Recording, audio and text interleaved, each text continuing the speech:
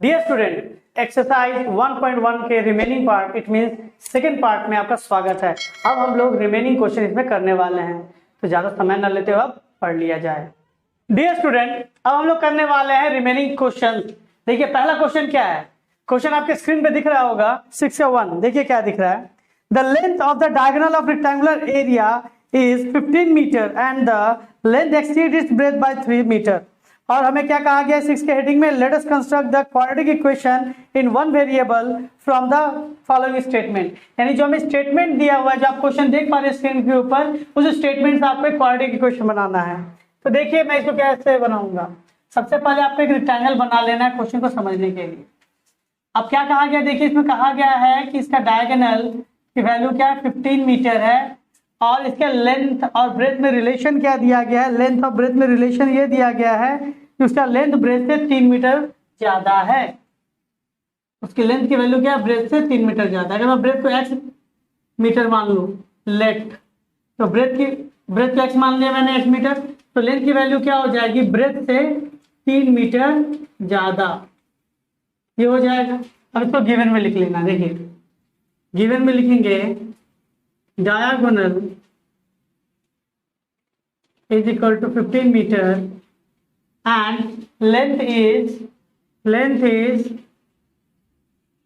x plus 3 meter, breadth is equals to x meter। ठीक है, ये हो गया according to the problem.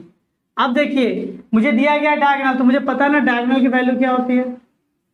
Diagonal की वैल्यू होती है, अगर मैं फॉर्मूला के हिसाब से जाऊं, under root length square plus breadth square, squaring both side, तो डायगोनल का square is equals to length square plus breadth square के स्क्वायर रूट का स्क्वायर।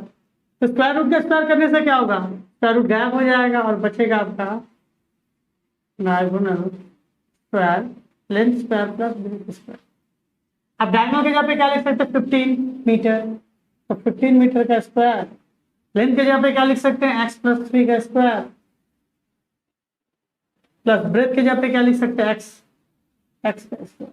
देखिए 15 का स्क्वायर क्या होता है, 15 into 15 225, a plus b whole square, a square plus 2ab plus b square और x square. 225 x square 2x square 6x plus 9। मैं इसे उस पर भेज देता हूँ, हो जाएगा 2x square plus 6x plus 9 minus 225। अब इसे सॉल्व करेंगे तो लिखेंगे 2x स्क्वायर प्लस 6x और 225 से आप 9 माइनस कर देंगे,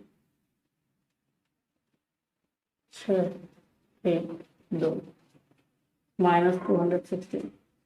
अब मैं इससे 2 कॉमन निकाल लेता हूँ। देखिए 2 सबसे कॉमन निकल रहा होगा, और देख पा रहे सबसे 2 कॉमन निकल रहा है। x स्क्वायर प्लस 3x 108, ये 2 0 के डिवाइड में चले आएगा, हो जाएगा x square plus 3x minus 108। तो इसे मैं सजा के लिखूँ तो लिख सकता हूँ x square plus 3x minus 108। 0/2 क्या होता है, 0 होता है। ये था आपका रिक्वायर्ड क्वाड्रेटिक इक्वेशन। हमसे यही कहा गया था इस गिवन डेटा के हिसाब से आप क्या कीजिए, क्वाड्रेटिक इक्वेशन बना के देखिए। आप क्वेश्चन के साथ इसे मैच करा के देख लीजिए, आपका आंसर यही आएगा। ये हो गया आपका रिक्वायर्ड आंसर, आप इसे नोट डाउन कर लीजिए। डियर स्टूडेंट, अब बढ़ते हैं नेक्स्ट क्वेश्चन की ओर। जैसा कि आप स्क्रीन पे देख पा रहे हैं 6 का 2 नंबर क्वेश्चन है। One person bought some kg sugar in rupees 80. If he would get 4 kg more sugar with that money, then the price of 1 kg sugar would be less by rupees 1। देखिए हमें क्या कहा गया, हमें एक equation बनाने के लिए कहा गया है, जहां पे कहा गया है कि 80 रुपए में कुछ चीनी खरीदी जाती है। अगर उसका रेट जो था चीनी का, अगर उसमें से 1 रुपये कम हो जाए तो वो 80 रुपए में अब 4 kg चीनी ज्यादा खरीद पाएगा। तो हमसे ये पूछा गया है कि इसका एक क्वाड्रेटिक इक्वेशन बना के दिखाइए। देखिए इसे किस तरह सॉल्व किया जाएगा। क्वेश्चन आप देखते रहिए, क्वेश्चन कम से कम 2 बार पढ़िए, फिर उसको बनाने की कोशिश कीजिए, आराम से बन जाएगा। देखिए गिवन में लिखेंगे, given price to bought sugar ₹80। हम लोग कहते हैं लेट x kg इनिशियली शुरुआत में ही x kg sugar can buy in ₹80। मतलब हम लोग क्या कहते हैं कि x kg चीनी वो 80 रुपये में खरीदता था, तो 1 kg sugar price will be कितना होना चाहिए था उस समय? 80 रुपये बाय x kg, कितना kg? रुपीस पर kg, इतना रुपीस पर kg। ये हो गया क्या मेरा 1 kg का प्राइस। अब सवाल में क्या कह रहा है, अगर इस रेट से 1 रुपया कम हो, according to the problem new rate for sugar, तो मैं कह सकता हूँ पहले जो दाम प्राइस था उससे 1 रुपया कम। इसे सॉल्व करेंगे तो क्या होगा, 80 माइनस x रुपीस पर kg हो जाएगा। इसे इक्वेशन 1 बोल के हम लोग लिख लेते हैं। अब देखिए इसमें एक और सवाल दिया गया है, क्या कहा गया है कि नए रेट से अगर वो चीनी खरीदने जाए तो 80 रुपये में कितने की चीनी खरीदी जाएगी? 4 किलो ज़्यादा। तो मैं इसको इस साइड लिख लेता हूँ सेकेंड इक्वेशन बनाने के लिए, आप उसे नीचे लिखिएगा according to the problem price of sugar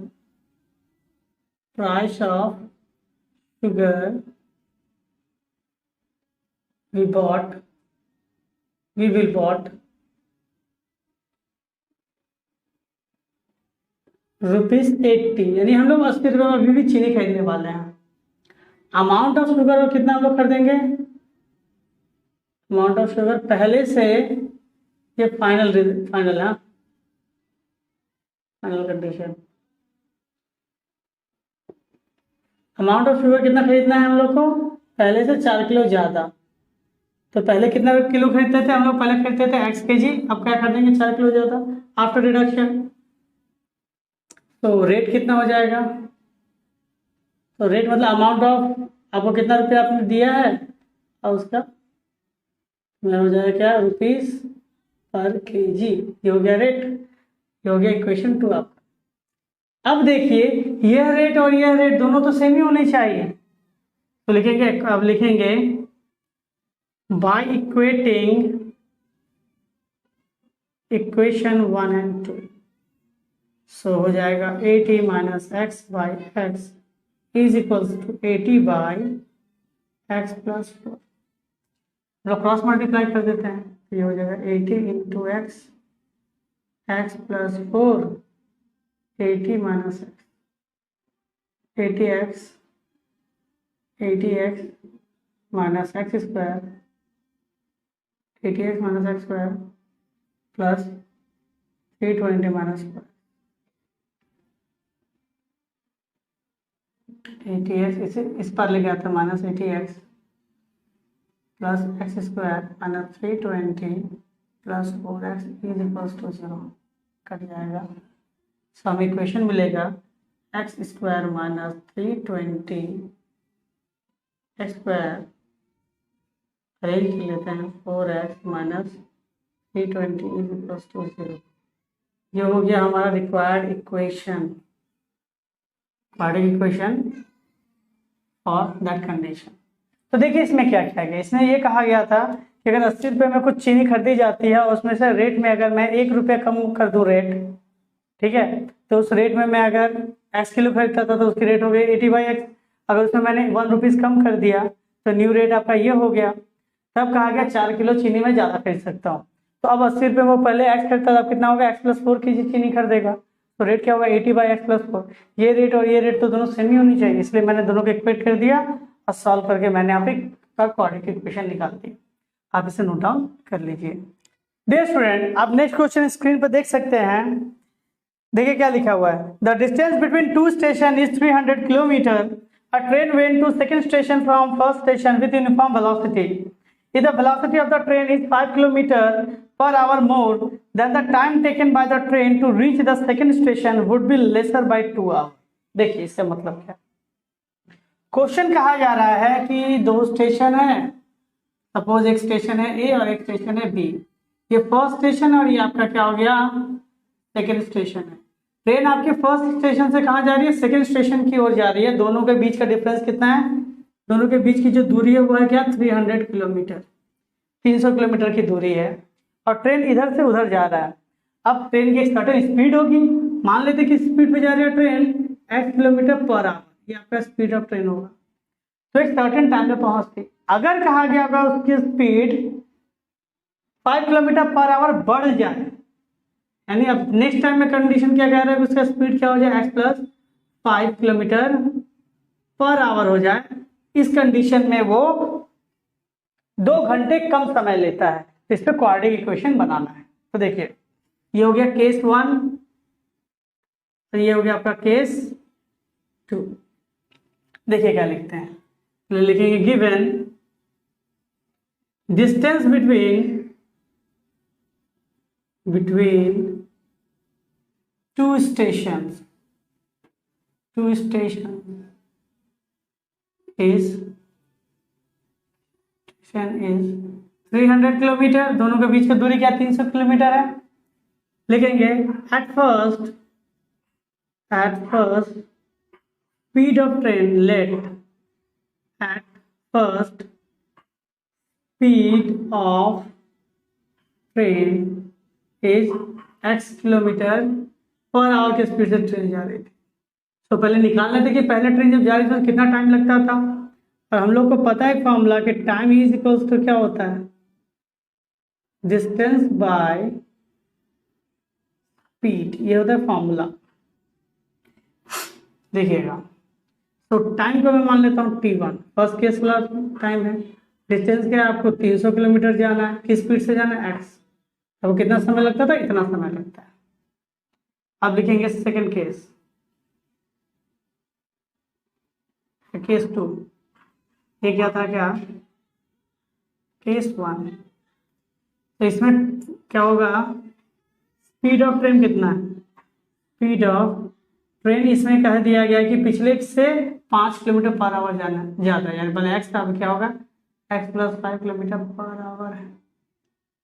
तो यहाँ पे टाइम कितना लगेगा, डिस्टेंस बाय स्पीड, टाइम को मानते हैं केस 2 का है तो 2, डिस्टेंस 300 किलोमीटर, स्पीड क्या है x प्लस 5 आर, ये भी टाइम किस में निकलेगा आपका आवर में निकलेगा। अब देखिए सवाल क्या कह रहा है, अकॉर्डिंग टू द प्रॉब्लम। देखिए जब स्पीड ज़्यादा है आपके ट्रेन की तो वो जल्दी पहुंचेगा, जब स्पीड कम है तो लेट पहुंचेगा, यानी इसकी स्पीड, इसकी वैल्यू ज़्यादा होगी, इसकी वैल्यू ज़्यादा होगी, कम होगी टाइम की। तो t1 माइनस t2 दोनों का डिफरेंस कितना है, दोनों के समय पहुंचने का 2 आवर। सो t1 के जगह पे मैं लिख दूंगा 300 by x minus 300 by x plus 5 is equal to 2। देखिए t1 माइनस t2, अब इसे सॉल्व करेंगे। देखिए 300 कॉमन निकाल लेते हैं, पहले सॉल्व करने में आसानी होगी।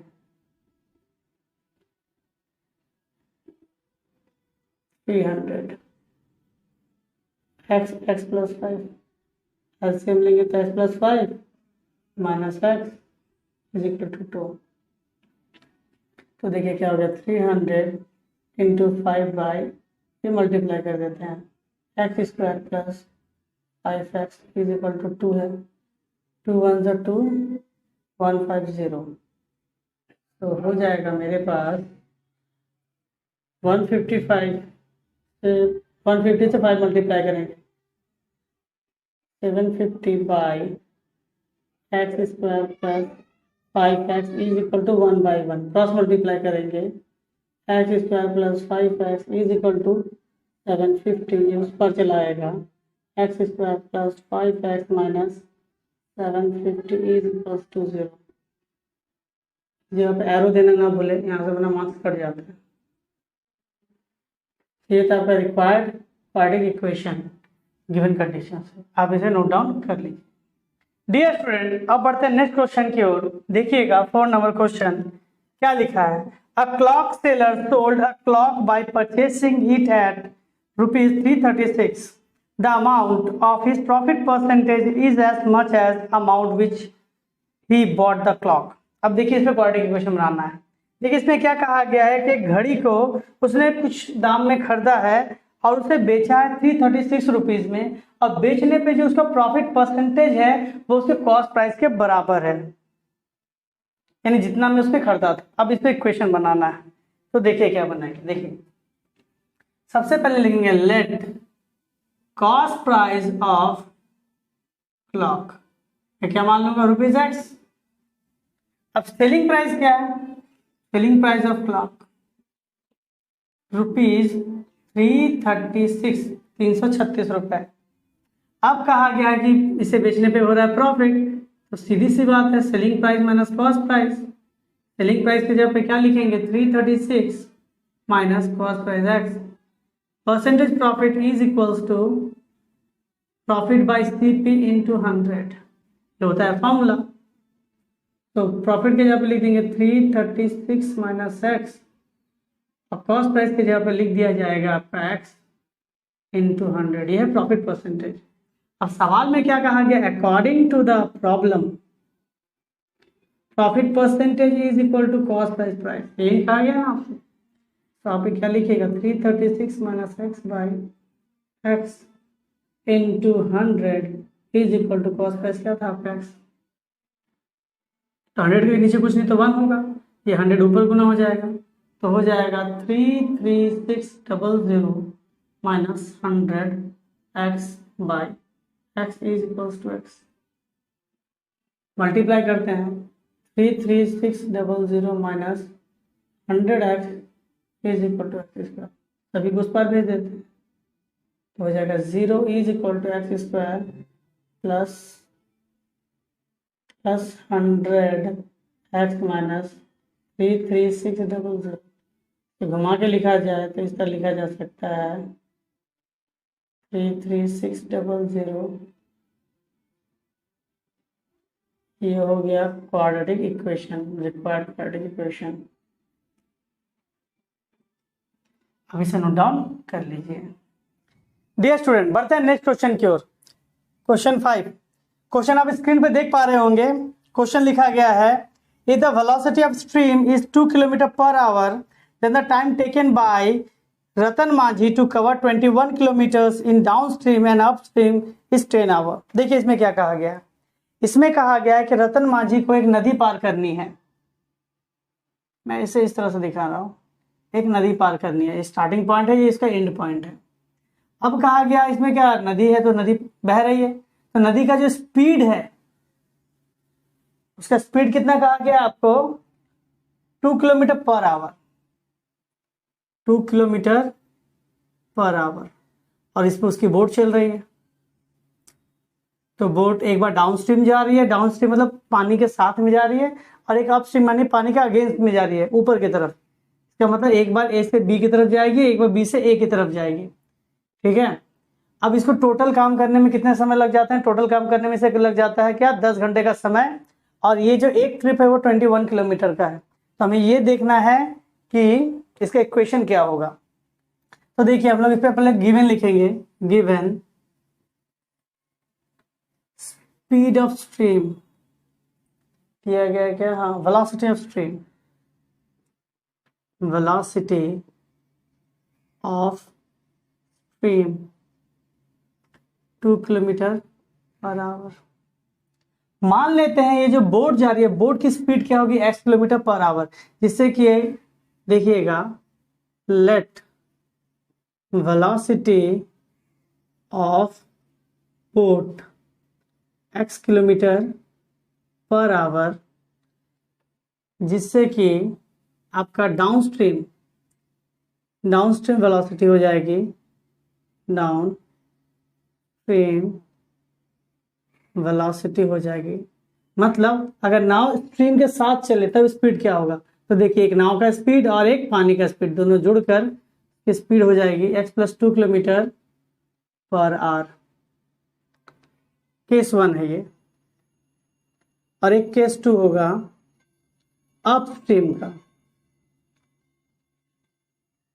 मतलब एक बार अगर इस समय जब ये नाव वापस बी से एक ही ओर आ रही होगी उस समय पानी का स्पीड इधर होगा, लेकिन बोट का स्पीड क्या होगा, इस साइड होगा।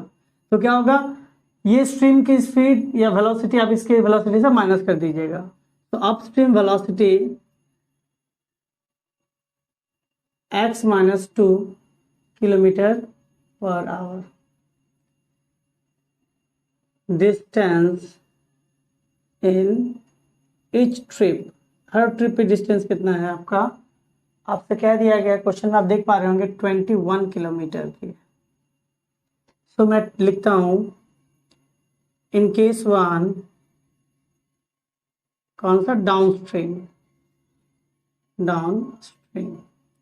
देखिए टाइम की फॉर्मूला क्या होता है, टाइम इज इक्वल टू होता है distance by speed.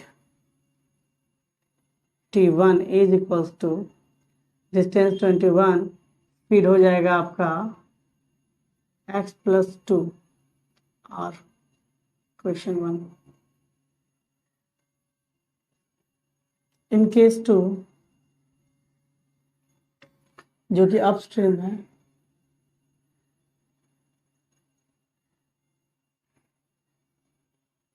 Time is equals to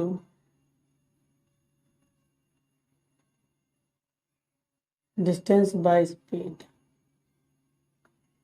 t2 is equals to distance कितना है 21 किलोमीटर, इस बार उसकी स्पीड कितनी है x-2 kilometre, x-2 kilometre per our.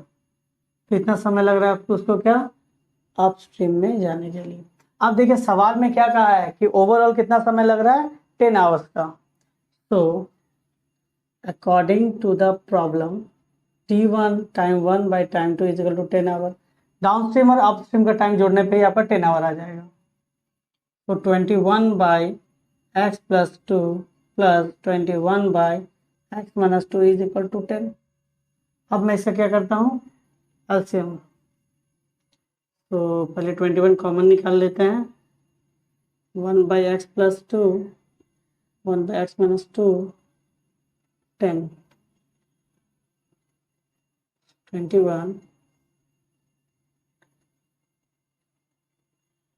x+2 x-2 plus x+2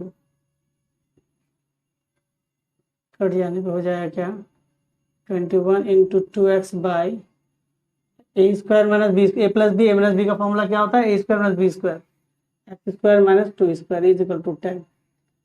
तो 21 2 is 42x by x square minus 4 is equal to 10। Multiply कर देंगे तो हो जाएगा 10x square minus 40x is equal to 40 is equal to 42x। अब थोड़ा ऊपर की जगह में लिख देता हूँ, 10x square minus 42x minus 40 is equal to 0। इन सबसे 2 कॉमन निकल रहा है, निकाल देने पर 5x square minus 21x minus 20 is equal to 0। It means ये वैल्यू हो जाएगी 5x square minus 21x minus 20 is equal to 0। ये 2 0 के उस पर जाएगा तो इसकी वैल्यू हो जाएगी 0। तो आपका क्वाड्रेटिक इक्वेशन हो जाएगा 5x square minus 21x minus 20 is equal to 0। ये था आपकी वैल्यू, आप इसे नोट डाउन कर लीजिए। बढ़ते हैं नेक्स्ट क्वेश्चन की ओर। नेक्स्ट क्वेश्चन आप स्क्रीन पर देख पा रहे होंगे। क्वेश्चन क्या है, the time taken to clean out garden by Majid is 3 hours more than Mahim, both of them together can complete the work in 2 hours। तो देखिए इसका हमें क्वाड्रेटिक इक्वेशन बनाना है। मान लेते हैं कोई भी गार्डन है, उस गार्डन को साफ करने के लिए 2 व्यक्ति के बारे में बताया गया है, एक है महिम और एक क्या दिया गया आपको, मजीद। अब देखिए इसमें क्या कहा गया, किसमें ज्यादा समय लगता है।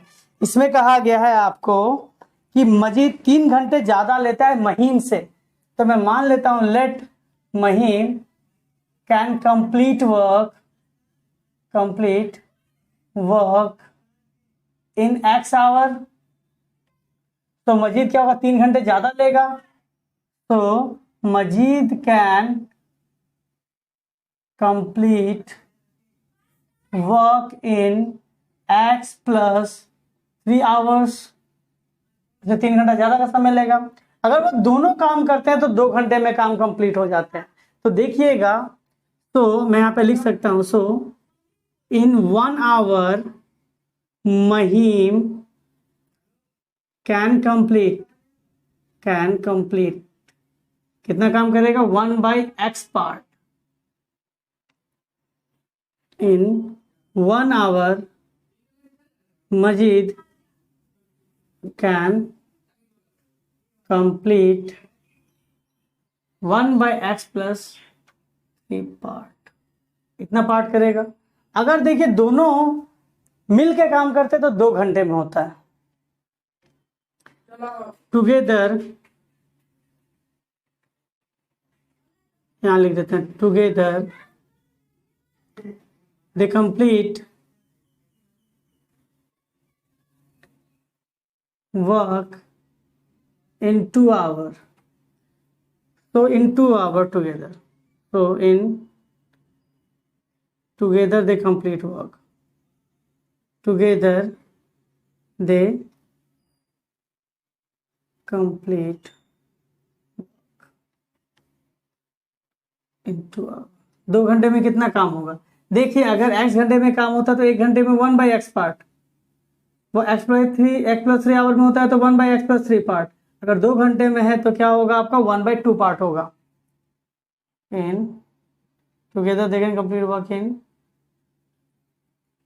1 hour is equal to 1/2 part.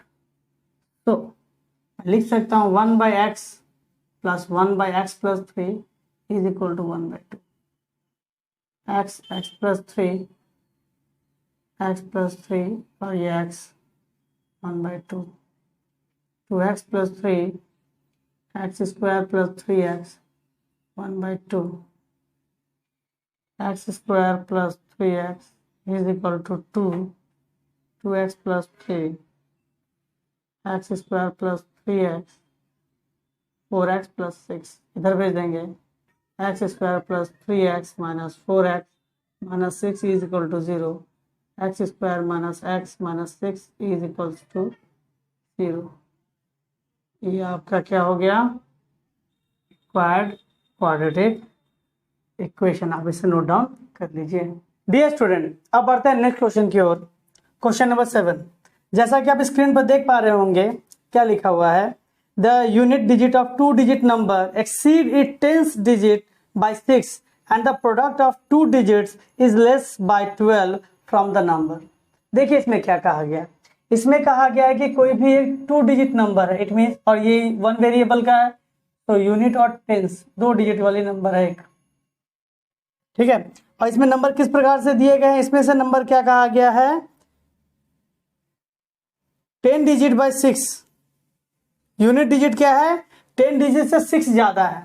So unit digit अगर मैं x मान लूं तो 10 डिजिट क्या मानना पड़ेगा, यूनिट डिजिट 10 से 6 ज्यादा है, 10 को अगर x मान लूं तो यूनिट क्या होगा, x प्लस 6 होगा। लेट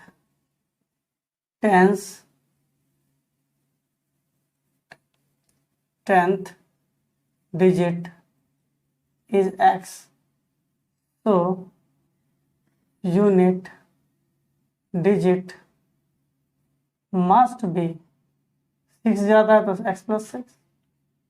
अब सवाल में क्या कह रहा है, देखिए अब सवाल में कह रहा है,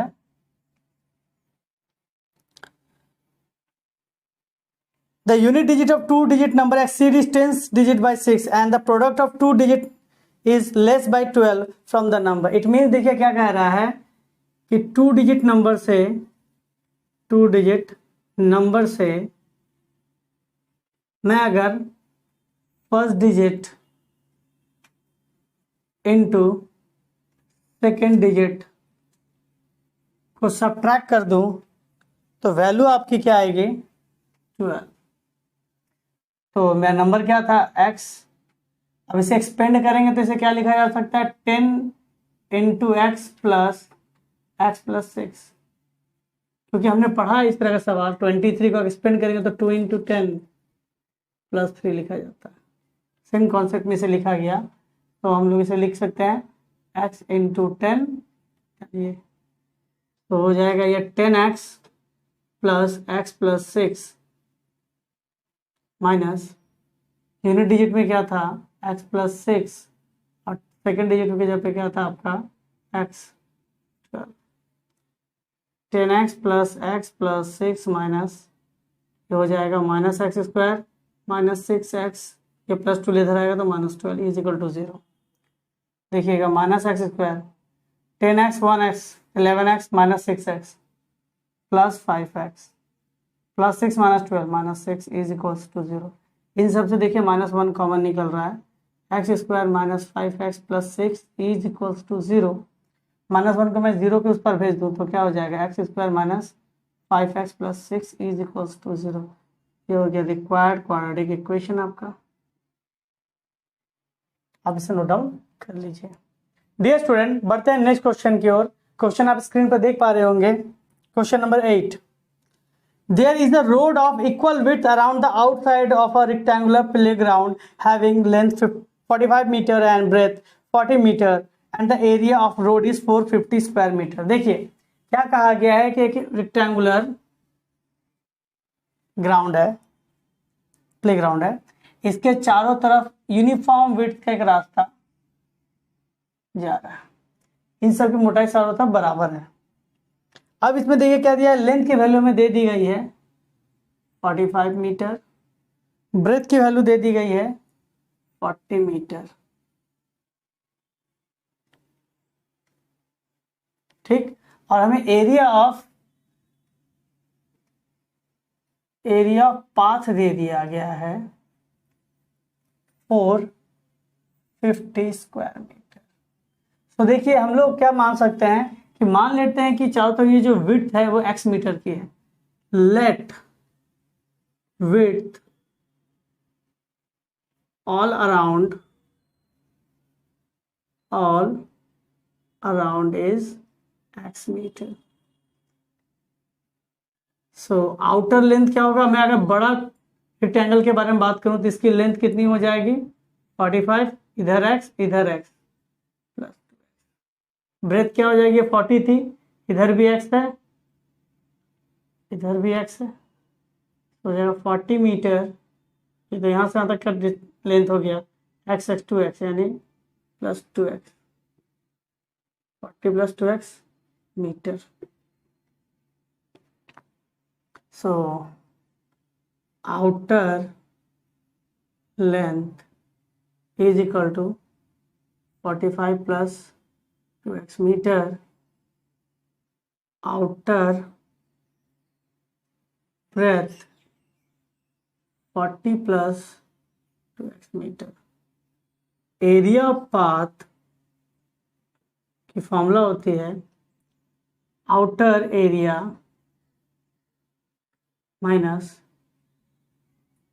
inner area. So outer area of the path के जगह पे कितना लिख सकते हैं हम लोग को दे दिया गया 450 स्क्वायर मीटर। आउटर एरिया के जगह पे लेंथ इनटू ब्रेथ और इनर एरिया की जगह पे लेंथ इनटू इनर ब्रेथ। अब इसे सॉल्व करके हम लोग अपना इक्वेशन ले आएंगे। मैं इसे सॉल्व कर लेता हूं।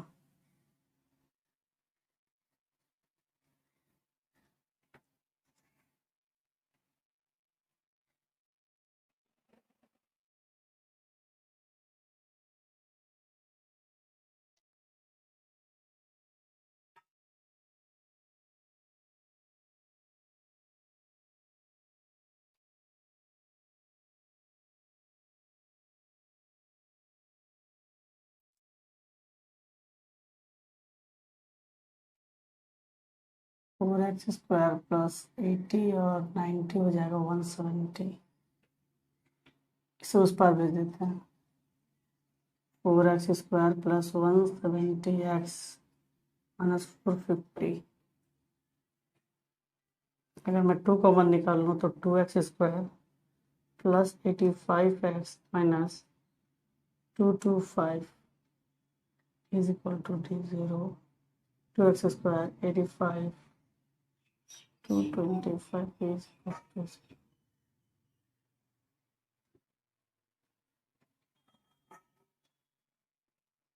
ये हो गया हमारा क्वाड्रेटिक इक्वेशन। आप इसे नोट डाउन कर लीजिए। डियर स्टूडेंट, तो हम लोगों ने आज के इस वीडियो में एक्सरसाइज 1.1 के ईच एंड एवरी क्वेश्चन को समझ लिया है और यहाँ पे हम लोगों का क्वाड्रेटिक इक्वेशन का पार्ट 2 भी कंप्लीट हो गया है। आई होप कि ये वीडियो आपके लिए हेल्पफुल रही होगी। अगर ये वीडियो आपके लिए हेल्पफुल होती है तो हमारे वीडियो को लाइक कीजिए, हमारे चैनल को सब्सक्राइब कीजिए और अपने फ्रेंड में शेयर करना इसे ना भूलें। मिलते हैं नेक्स्ट वीडियो पे। धन्यवाद।